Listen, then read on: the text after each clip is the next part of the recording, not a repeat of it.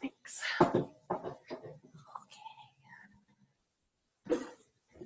the lights.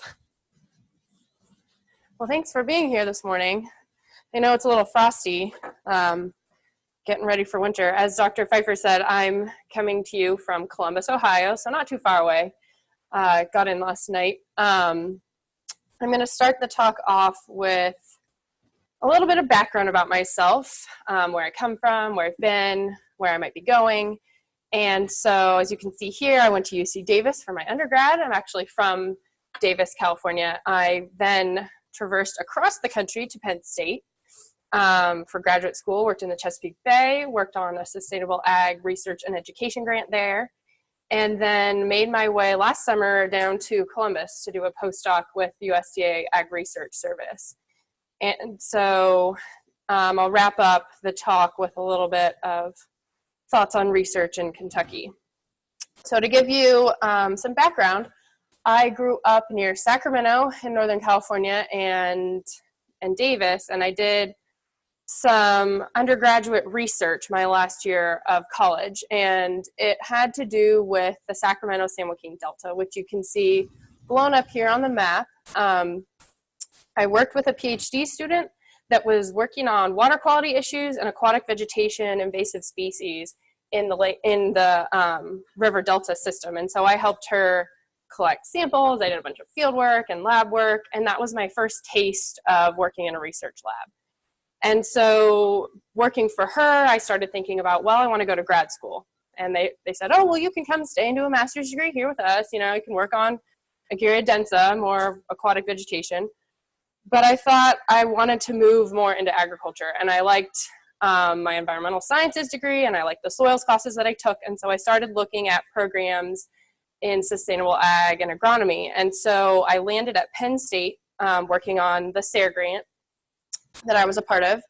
And I got to do a lot of soil sampling and field days, gas sampling, water sampling, and all of that that you can see in this picture. And so I'll share most of what I did in graduate school with you. And so I did all of my work on dairy manure and nitrogen cycling and trade-offs associated with alternative application methods. And so I worked on injected manure. You can see our spreader in that picture at the research site. And so the motive for a lot of the work that this project was a part of was for the Chesapeake Bay TMDL that came down in 2011, and basically putting a nutrient diet, so to speak, on the watershed and wanting to reduce the nitrogen phosphorus reaching the bay, and improve water quality. And so based on Chesapeake Bay model and other estimates, they set a target as reducing nitrogen by 2025 by 22%. And when you look at the breakdown of nitrogen reaching the bay, almost half of it could be attributed to fertilizers and manures. And so that was the driving factor in looking at the two manure application systems. So looking at broadcast application, and which is the most common form, as a lot of you probably know, in no-till systems. And so a lot of the farms we're working on, dairy farms in central PA, are under this management no-till, and so broadcast is the best way to get your poop out on the fields. But an alternative to that is shallow disc injection. And so I looked at this toolbar. It had 30-inch spacing. There's a cutting wheel in the front and closing wheels in the back. And you can see the soil surface area is a whole heck of a lot different, right? You can see the little injection bands as opposed to having poop all over the surface. And so we wanted to look at the trade-offs associated with these two different practices and where's the nitrogen moving within these systems. And so I wanted to tackle a whole farm nitrogen budget, or an agronomically relatable nitrogen budget. So the first part of my study was looking at ammonia volatilization and nitrous oxide emissions. And so trade-offs associated with these two practices are that when you just spread your slurry on the soil surface, that leaves it exposed for nitrogen to volatilize. But when you're injecting it, the hypothesis is you could be creating these little microenvironments for denitrification and nitrous oxide emissions. And so we wanted to measure those two forms and those two pathways of loss. I was also looking at surface runoff. so nitrogen loss and overland flow, and then looking at shallow lateral flow or leaching. Of course, getting a soils degree, looking at what's happening in the soils, but then also looking at crop uptake. And so trying to capture as many of the pathways as we could. And the research site is unique. It was at a hillside at the Penn State Agronomy Farm, and we had 12 plots. All the different treatments were randomly selected, and then the site was actually constructed and finished right when I started graduate school. So it was a really expensive project. We created what we called whole field or whole plot lysimeters. So as opposed to column lysimeters or small pan lysimeters, we had monitoring for overland flow and subsurface flow. So you can see in this cartoon what we had. We had berms at the bottom of each plot and then inlets. And then that water was then routed to the collection houses at the bottom of the hill slope. You can kind of see down here. And then there were underneath that, there were tile lines. And so at the foot of each, at the base of each plot, there's tile lines running that whole width. And so we had 24 outlets that were monitored with tipping buckets. And so data loggers, and with an event, it would be triggered. Eventually, we were also able to install flumes for high flow events. And so we had a heavily monitored setup, and that allowed us to capture the water, so the flow pathways at the site. But what we quickly realized upon starting this project was that we had a whole lot of landscape variability. And so you can see this is an enhanced photo, but it just kind of dramatizes the fact that, like, there's some really shallow soils up top on the hill slope, and you got some really brown corn. So depending on your weather conditions during growing season, there's a lot of differences in each of these plots. And as you all know, living in Kentucky, karst topography is very diverse and variable. And so we're actually on a karst landscape here at the research farm. So we have some of that running through Pennsylvania too. And so even though our bedrock, our limiting layer underneath the plots is, you know, mostly impermeable, it's cracked and it's imperfect. And so that was what we wanted to try and get at. How do we get at this landscape variability that we see as we're collecting data and as we're growing corn on the site? And one of the different ways we started characterizing the site was using a water budget, right? So we can estimate and calculate ET. We can monitor and measure our shallow lateral flow and our surface runoff. You can see just in this pie graph, we are getting majority of the water that we're collecting in shallow lateral flow. But then what about this 22%? What about this chunk of the budget that we are missing?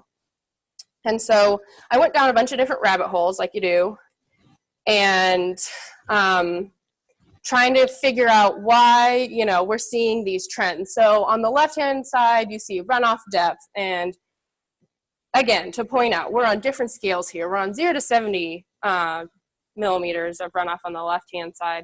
And on the right-hand side, subsurface flow, we're on a scale of 0 to 400. So again, we have, you know, generally we're kind of similar year to year, but then we have these spikes. And in 2013, we had a huge amount of flow captured at the site. And so this is just the data for all 12 plots. And so spatially, you know, this is distributed differently as well. So just to kind of give you an idea, we've got, you know, a really high producer down here, but a really low one up there, and maybe somewhere in the middle. So we're kind of all over the place. And I wanted to see if we could figure out any answers. And so I worked with a graduate student who was doing ground penetrating radar work. And so she and I mapped the site. And so we wanted to measure, like, how deep is that soil profile? How far down is that bedrock? And so white is our shallowest, and dark blue is our deepest. And the antenna really only works to about a meter, meter and a half. So that's kind of what we were working with. But you can just generally see in the upper right-hand corner, you got outcropping even of bedrock. And so we've got kind of this plot producing a lot, and it's one of the deeper ones, but we've also got this plot that's producing a lot of shallow lateral flow. And can we use this GPR data in conjunction with DEM, ArcMap, ArcGIS modeling? And so I worked with a postdoc who was doing a lot of topographic wetness index with the SWAT model. And so she and I looked at the DEM for the site and then took the GPR layer that we had and subtracted the two. So we were trying to get like basically a DEM of our subsurface. It wasn't promising. It wasn't that insightful, but it was something that we investigated, and it was sort of interesting to see. When you look at the surface layer on the left, there's maybe a little bit of indication of different pathways, but then when we looked at what the model gave us for the subsurface, it wasn't showing us much. It seemed like there was maybe something happening over here, but basically it was a mess. And so what I moved to and what I ultimately used the most for the rest of this first paper and for this kind of methods chapter of my dissertation was to look at the hydrographs and characterize and bin the plots based on their flow. And so in these example hydrographs, you can see the purple is the event, is the precipitation. We've got runoff depth on the left axis and then precipitation on the right. And you can see overland flow in green and subsurface flow in red. And to give you an idea of kind of the extremes, field isometer 4 was our highest producer. And even after, basically after the event comes to an end, you can see it's just capturing water from the entire landscape. And then when you look at field isometer 5, you can see that it's following a more characteristic kind of hydrograph with surface runoff increasing with precipitation and then subsurface sort of moving along afterwards. And so using these combinations of data, I was able to pair the fields and try and come up with a way maybe for future projects to kind of use the site. So if you were to put your treatments out, how would you want to do it if your primary objective was to look at overland flow? So the colors just indicate the ones that I would recommend. The bars are just the depth of runoff for 2014, just as an example. But in my opinion, subsurface flow was the majority of what we were capturing on the site, and so you could block it in a slightly different way. These groups of 3 plots all behave similarly, so it would end up being, okay, which of these do you want to pair off if you were going to put different treatments on at this site? And so moving along from kind of characterizing the site, looking at the water budget, all along the while, I was also measuring nitrous oxide. So you can see using a chamber and syringe method and pulling samples over 30 minutes at different time intervals, and then running those samples at the lab on the GC. And then to measure to measure ammonia volatilization, we used a photoacoustic gas analyzer, so real-time data collection in the field. And that turned out to be slightly inaccurate in terms of scales. It was under-predicting the amount of ammonia, but it was characterizing the treatment differences. So this was a known kind of phenomenon that we had measured and one of my committee members had already published on, but we wanted to make sure that we were covering ammonia volatilization, even though nitrous oxide was kind of what we were most interested in the gas emissions. So just give you a snapshot of the data. You can see in spring 2013, just the dramatic differences between injection in the gray and broadcast in the black bars. Here, notice the scale is you're losing kilograms per hectare per day in this pathway of loss, and after about 48 hours, there wasn't much to speak of being lost off the field.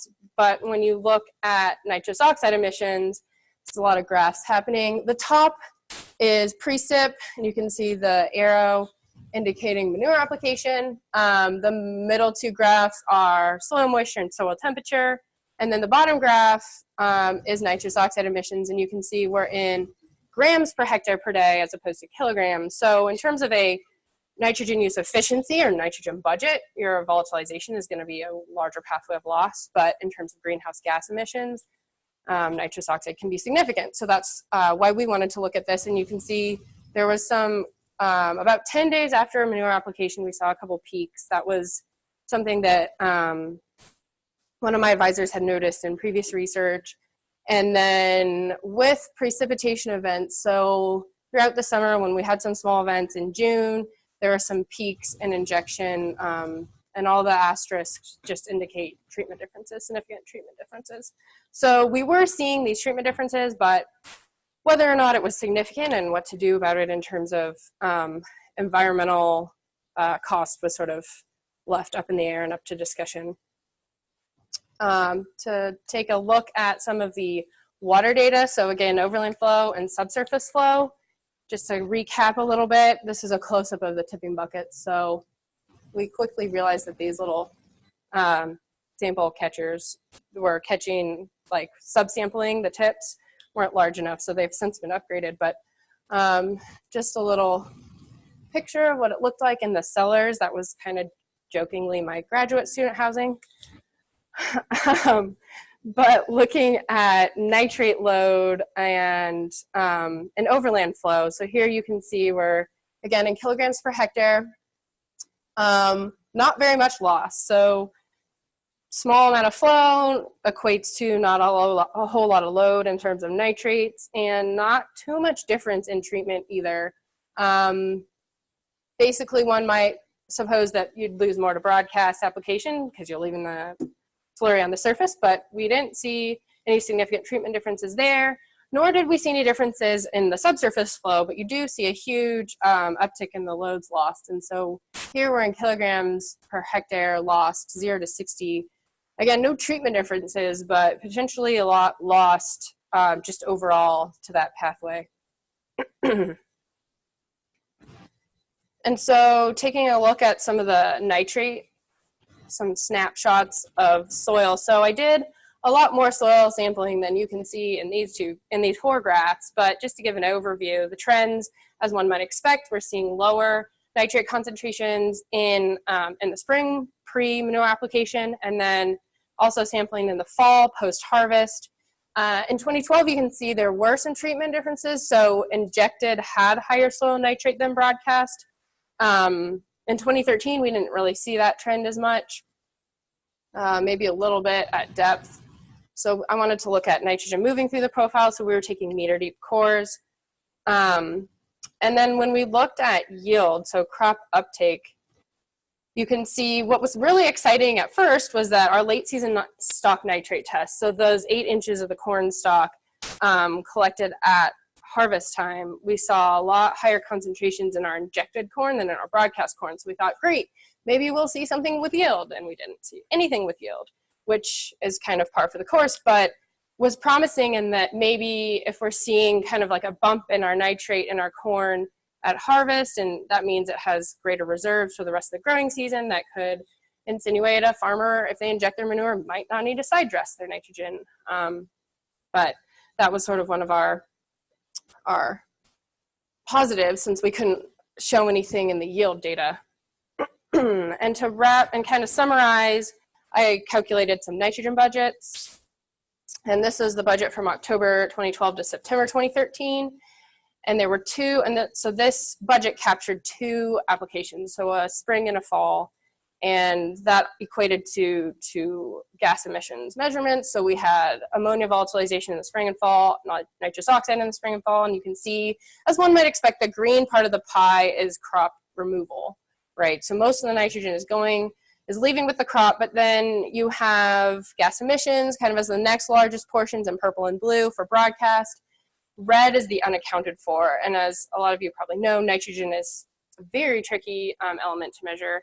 And so what was interesting was that there was maybe a quarter of the budget that was left unaccounted for under injection, whereas there's slightly more in broadcast. So things to think about as we were investigating these 2 treatments. And to kind of tie the whole project together, I worked with Dr. Al Rotz with USDA on his integrated farm system model.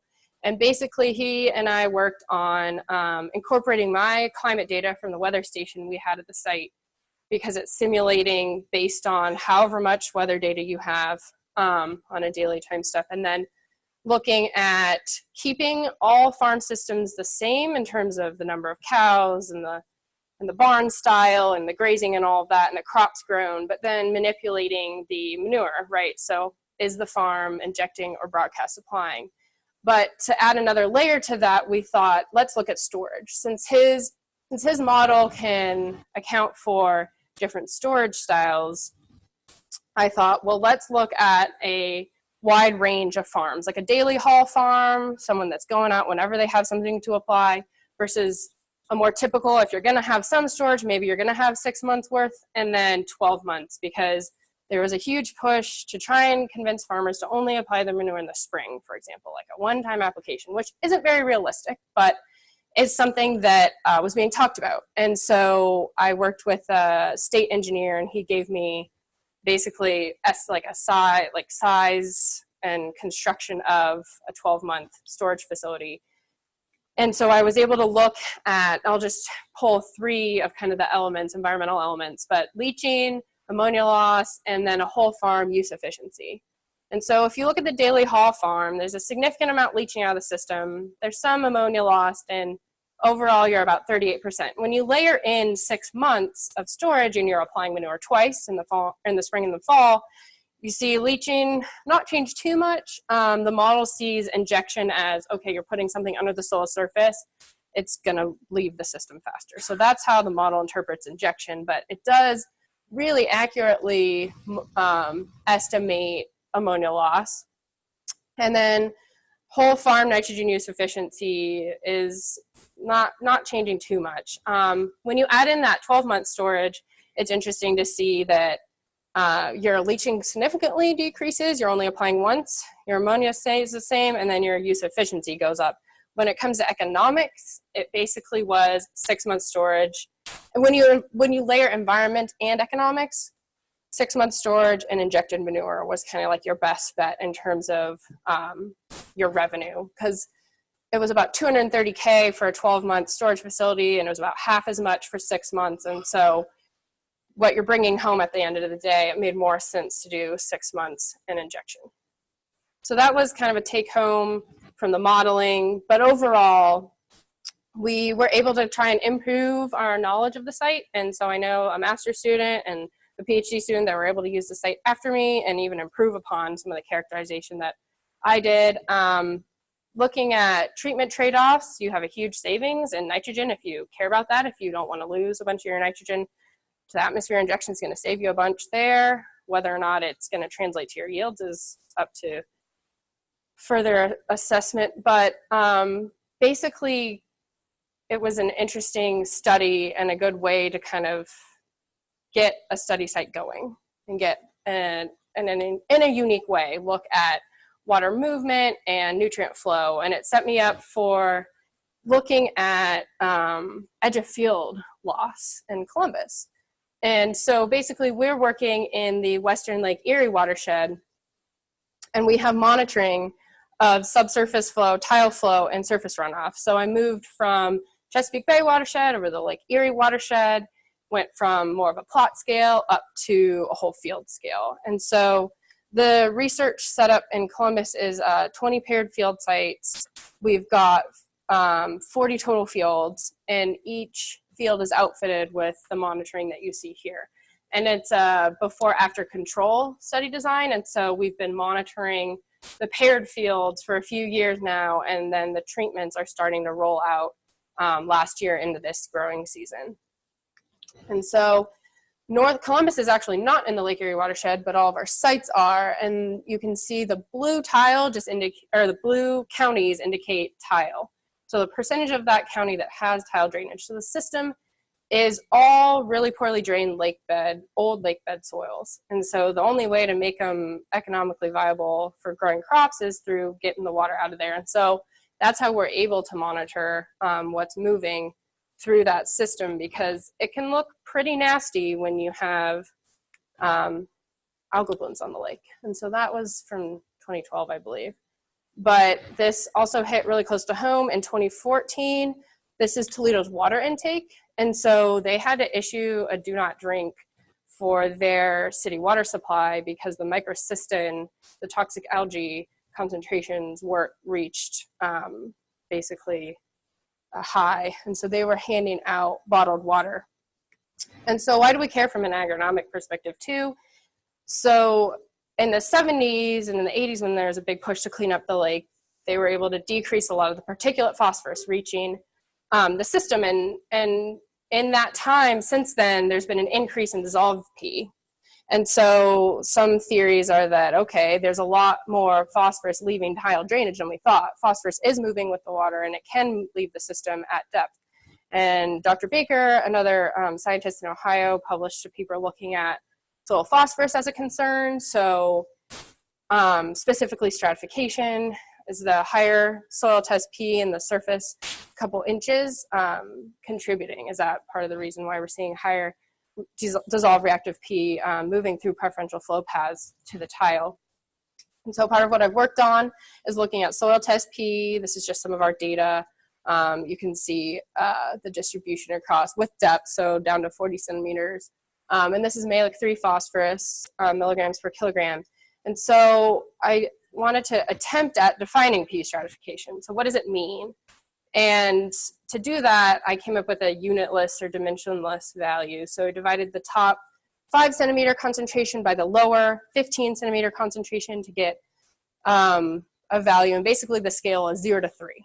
So I arbitrarily chose low, medium, and high, threw those numbers in there, and then binned the number of fields that we had. And the majority of our fields you could consider medium stratification, but what does that mean in terms of fertility and recommendations? And so in the state of Ohio, they have the different categories of build-up, maintenance, and drawdown. And you can see at the top, I've defined that 0 to 28, malic 3P, 28 to 46, and anything over 46. So this is kind of a layered graph of how many fields do we have in the buildup zone and their stratification, how many are in the maintenance, how many are in the drawdown. And most of our fields would be in the buildup or maintenance categories.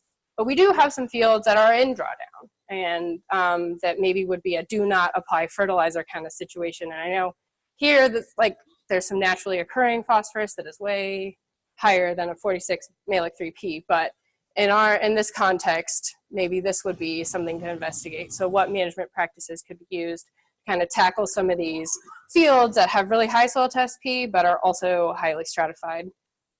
And so since we're collecting tile flow, concentration, and surface runoff, looking at these, the soil test values in conjunction with tile flow and surface runoff and regressing those two.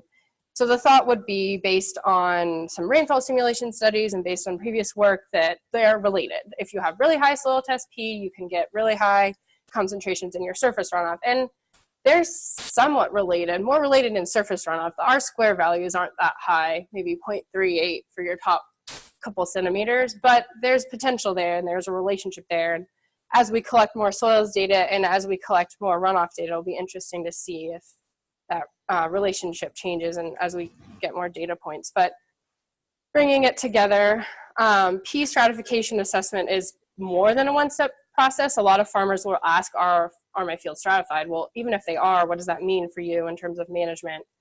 There's some relationship with TP and DRP, and then dealing with BMPs. And a lot of farmers that are in no-till don't want to hear like a one-time tillage event to kind of flip your soil. A lot of people are resistant to that, but that could be something to talk about. And so what does that mean for fertilizer management? Do you really need to apply phosphorus, or can you skip it? Can you be in drawdown? Like some of our fields, some of the treatments are no application of anything, manure or fertilizer, because you're at 300 soil test phosphorus, for example. And then some of the data, just to give you an overview from all of our sites. So we're looking at 2 seasons. We're looking at March to July, and then like on an annual basis. And this is DRP concentration, so dissolved reactive P. Generally, you're seeing surface is greater than subsurface, which one might expect. The 0.05 milligrams per liter is sort of the target concentration goal set for the watersheds in the Lake Erie region. So the goal would be try and meet that concentration. And then similarly, there's load concentration. So here you see, when you look at load, the roles reverse. And again, the subsurface flow pathway is a much stronger driver than the surface because you're getting so much more water through this tile drain system. So you're seeing, from concentration to load, a flip-flop in the pathways of loss. And again, the dashed lines are just the load goals. So there's a concentration goal and load goals for the Lake Erie watershed. So basically, the majority of the edge of field P loss is lost through drainage, which one might expect. But surface runoff is a huge concern still for high intensity, large rainfall events. And unfortunately, there was a fish kill this summer, and so that got a lot of attention. Farmers thought there was only going to be a half inch of rain, and it ended up being a huge event. And so that's something to consider, even though it's not a large pathway of loss. But both pathways will have to be addressed in order to kind of meet these Lake Erie algal bloom goals.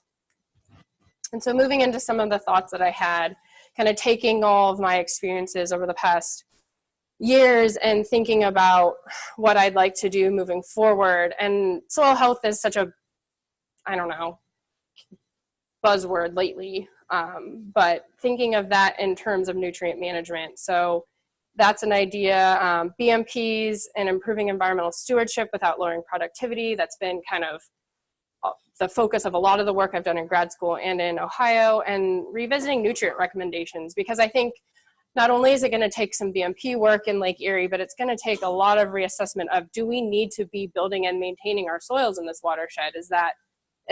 Should that be the goal? And potentially reassessing soil testing methods and lab methods, because if we can improve in that area, that could also improve our research overall. But one of the biggest projects that I started this summer and have been continuing on this fall is soil health, and going out to all those 20 farms and measuring, taking deep cores. You can see we have an AMS rig that's new for this project, which is pretty cool.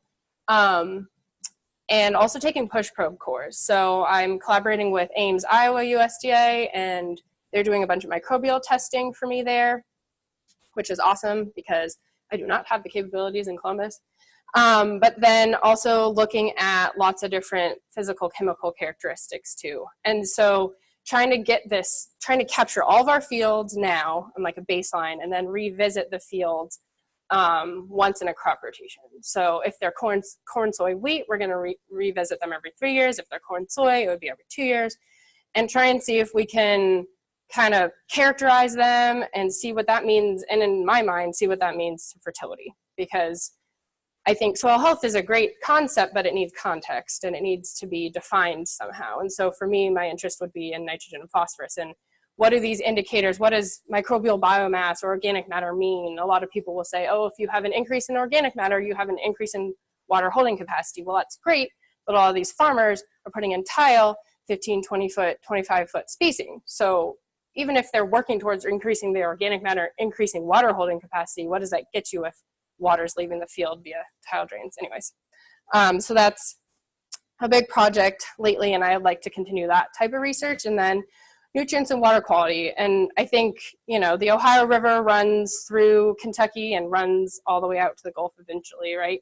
So looking at what we're putting in our systems, because even if there isn't a giant water body like the Chesapeake Bay or Lake Erie or the Gulf of Mexico right in your backyard, whatever's coming off of our fields or our urban watersheds even is going into the water system that we need to be productive in our work. And so, looking at what we're putting in the water is just important no matter where you live. And I think that would be something to tackle. And kind of related to that is 4Rs. And so the 4R Nutrient Stewardship Project has been a big collaborative project that my boss kind of headed up in Columbus. And so it's been a great multidisciplinary collaboration with social scientists running surveys and economists and modelers and engineers and soil scientists and the Nature Conservancy and industry folks to kind of come together and maybe figure out, of these practices, what is the right combination, and also getting different fertilizer distributors certified in these practices. So I think that's been a positive outcome of my postdoc. I don't know how Kentucky feels about these sorts of things at all, but I think they're, at a minimum, probably smart tools to use in an ag context. And so with that, I'll thank you for your time on this Monday morning. Take any questions?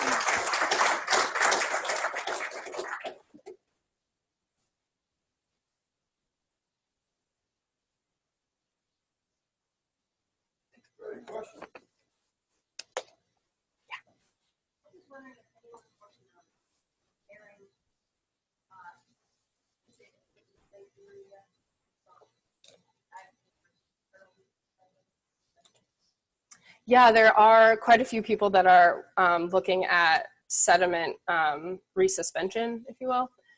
So far, it hasn't been a huge contributor, at least in the data that people have presented at some of the meetings I've been to, but that's definitely an issue. And actually a grad student and her advisor at Ohio State just came to talk with us a couple weeks ago, and she's looking at sediment cores in the ditches like right off of our fields at 2 sites. And so I think that would be a really interesting comparison, because they're looking maybe more at lake sediments, but what's happening in these ditches and upstream before it reaches, yeah.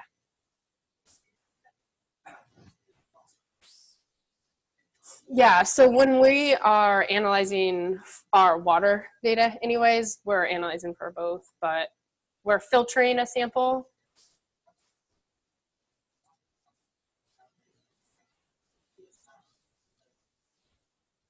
Mm-hmm.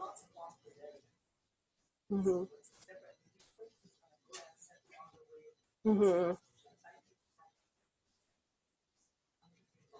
Oh yeah. Yeah, so we have total P numbers as well. So we have an unfiltered sample and a filtered sample. I didn't show all that data today, but yeah, it's definitely important. All phosphorus, yeah, exactly. Yeah, John. Mm-hmm.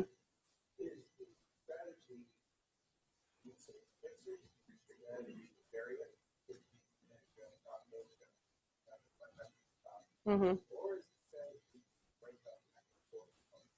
I'd say it's a combination. I think initially it's that mix it to fix it, but then there's also been evidence in some of the rainfall studies that we've done that the macropore flow, whether it's a crack or a burrow or whatever it is, when it is disturbed, there is less lost to leaching. And I know a postdoc that's now in Indiana that was looking at that. And that's not necessarily what a lot of no-till people want to hear either, but breaking up those pathways resulted, at least in his pan lysimeters, resulted in less loss at depth. And if the whole point is that some of these are right above tile lines, you know, and we've got people like running around blowing smoke up tile lines showing you that, oh, look, then the smoke's coming back out these earthworm burrows, well, then it's all connected, and it doesn't really matter if it's a crack or a burrow. Water's going to be making its way.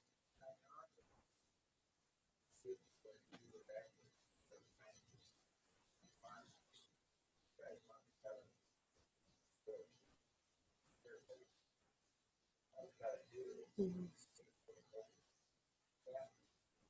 Mm-hmm.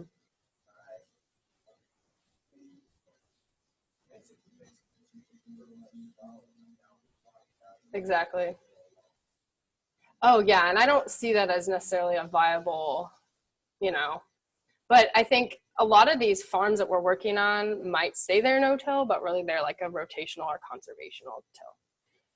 And none of them have been no-till like some of the farmers I met in PA, right, that are like 15, 20 years no-till. Especially when they come in and they're putting in more tile. I mean, we were just out 2 weeks ago and all these fields are ripped up.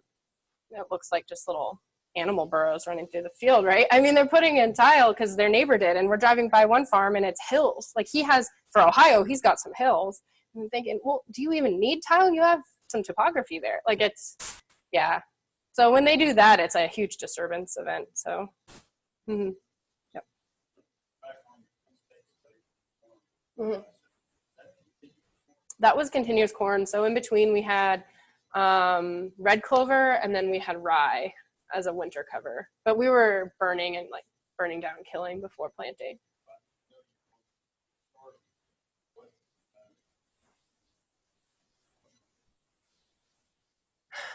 I can't remember now if we had insecticide applied or not. I know we had, obviously we had herbicide to kill the cover, but the rest, so this is actually a good view of the rest of the project, and each of those yellow squares are canola. So the whole system was looking at how can we reduce, how can we just improve overall farm cycling in the system. And so can we grow, we had a straight vegetable oil tractor, so can we grow canola for the tractor? Can we use that canola meal as feed for the dairy cow? It was like a 60 head cow kind of dairy that we were simulating, 240 acre farm. That's about the average size dairy farm.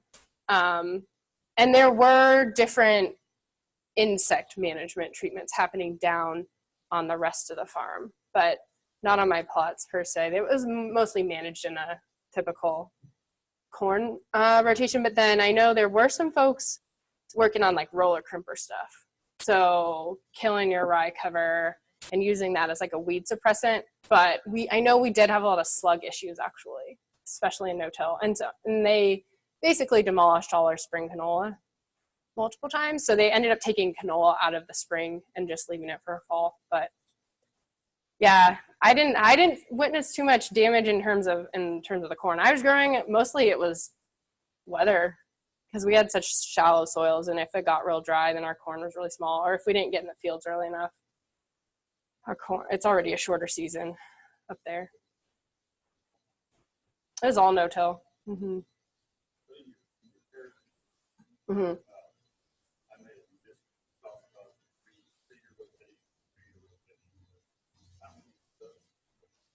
Are in those. They range. So we've got, yeah, go for it.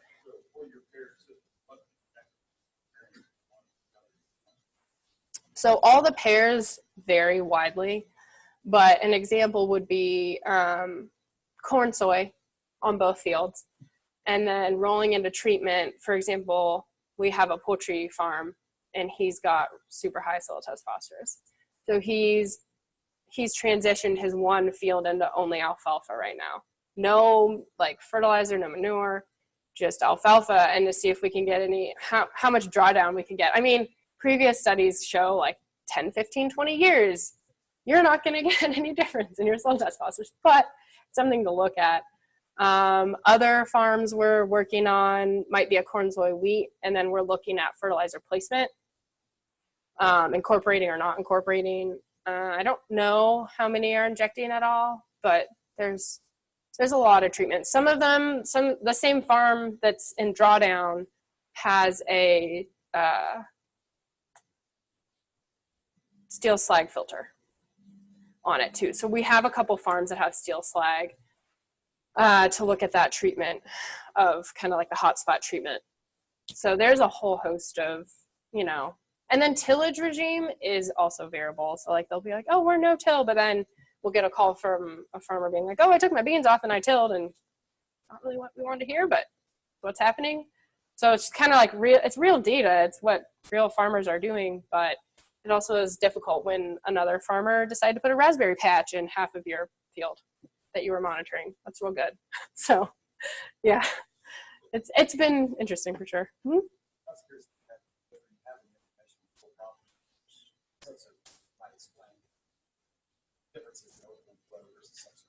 For my grad work, they're all pretty well drained soils, like a silt loam. So I think the biggest issue with that study really was the hydrology, like the underlying hydrology, and not seeing a difference in those two management strategies is what they've shown at the farm, but with like palm isometers. So some of the same trends were shown, in more isolated kind of controlled conditions. But in terms of the soil type and the treatments, I don't know if it was necessarily the soil that was impacting like our findings and what we were measuring coming out. I think it was mostly the depth of the soil too in a lot of the plots.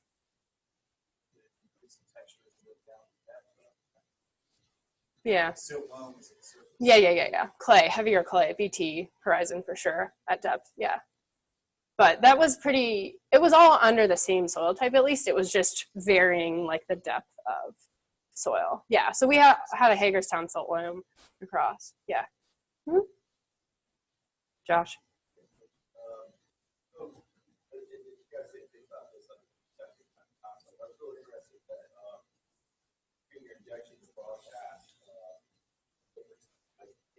Mm-hmm. So do you think that because you had this slug of carbon, or that you lost so much nitrogen from the raw gas, the ones that came from nitrate, as long as there Good question. Loss in service, Mm-hmm. was it enough left to ship over to nitrifying fluid, Mm-hmm. or was it the carbon concentration? I mean, it might be kind of a cop-out. I think it's kind of a combo factor, but for the injected, it was, I mean, it's a combination of, there's a lot of substrate for those microbes to work at. And then there's also potential for complete denitrification, right? So you're not capturing all the nitrogen. There's also nitrous oxide is just one pathway. And then, you know, some people have also brought up, well, there's also nitrous oxide that can be produced in nitrification. And so there's a whole combo. I didn't look at acetylene reduction, but one of my committee members has, and that would have been, like, if I wanted to focus only on that, I feel like that would have been one way to kind of tackle the how much of your nitrogen is going to complete denitrification versus, you know, and at which step of the nitrous or the end cycle is it happening, right? But in that year, actually, Broadcast had one spike of nitrous oxide on average, all the plots did, but then it quickly dropped off. And so I think it might have just been a little bit of a fluke, but also maybe a little wet still when we went out and measured. But yeah, we saw it drop off pretty quickly from Broadcast.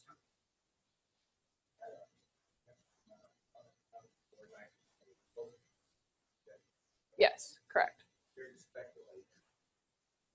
Where? I think a large part is that we can't capture like denitrification completely, but then I think another huge chunk of it is that system is not by any stretch closed. And so even though we are trying to measure the different flows overland and subsurface, there's so much lost, either to deep percolation. The master's student that came in and did basically a geosciences degree after me did all sorts of fancy like modeling and imagery. I think he did EMI work, electromagnetic induction work on the site. And he was showing that like in these kind of, we have obviously pockets of shallow bedrock, but then we have these huge like sinks almost, right? Where all the limestone bedrock has kind of eroded away. And so he also was looking at, one of his theories was that it's not a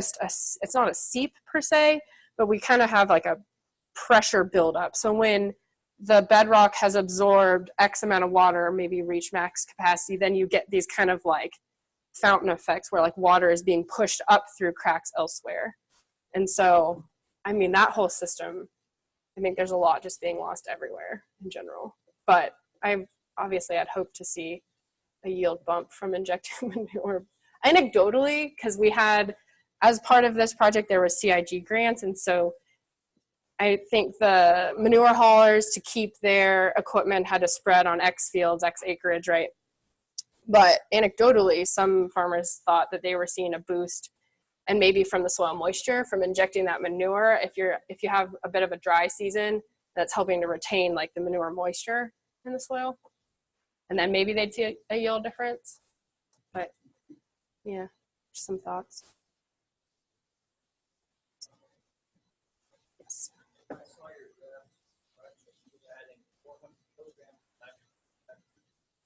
And that was split. So we were adding about 200 or so each application. Mm-hmm. But it's, well, that said, we weren't doing anything else like on the plots, whereas like a farmer might normally side dress. We weren't doing that. But we were trying to keep the application rates the same. I mean, yeah, like doing a rate, like a variable rate study might have been an interesting layer to kind of combine with this. I don't know, but about, I think we were maybe even under. I don't remember the exact number right now. But good question. I don't. I feel like 300 pounds per acre. No, now I'm messing up. Pounds per acre and kilograms per hectare. But yeah, pardon? No. Not that I know of. But I would have to go back and look at everything again. I'm sorry.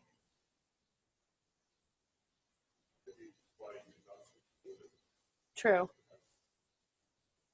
And I think in the main study, they were adjusting the application rates to inject and broadcast. So they were, there was more applied in the broadcast treatments than in inject to account for the nitrogen conservation and injection. I'm pretty sure that's what was happening. Because the rest of the study had like manure management, weed management, and insect management kind of throughout the different plots, split plots. Those were some of the treatment differences they were looking at. Yeah.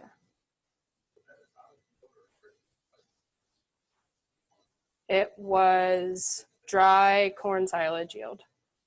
Yeah. Emily, you might not get an answer. Ask if anyone else. Does Princeton have a question? No questions in Princeton, thanks. Okay. Yeah.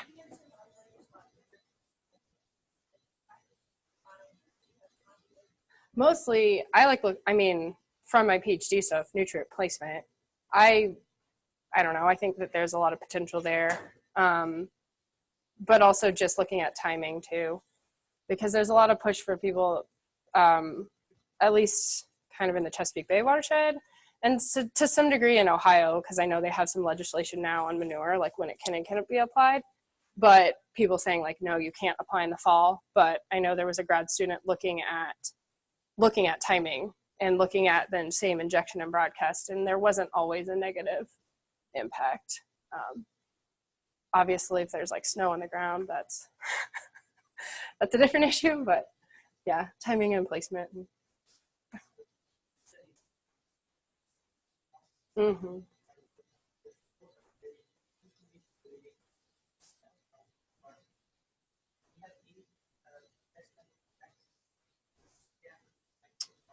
Yeah, well, I know a lot of times there's trade-offs associated with managing for one or the other, but since we're collecting nitrogen data on the edge of field, my goal is to look at the nitrogen data, because I'm having the soils analyzed for nitrogen, and then we're also analyzing for nitrate and ammonium.